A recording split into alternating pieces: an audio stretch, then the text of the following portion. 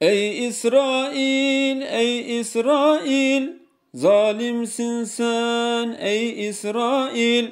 Çocukları sen öldürdün, katilsin sen ey İsrail.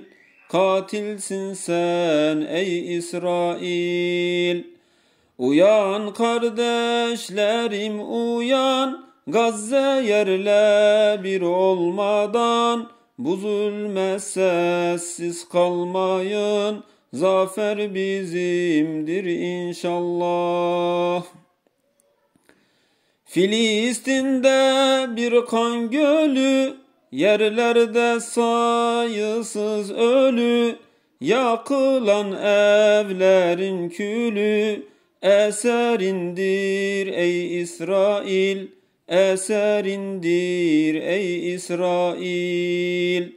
Uyan kardeşlerim uyan, Gazze yerle bir olmadan, bu zulme sessiz kalmayın, zafer bizimdir inşallah.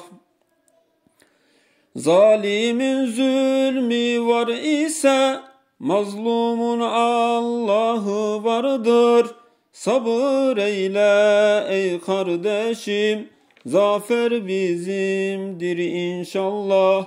Zafer bizimdir inşallah.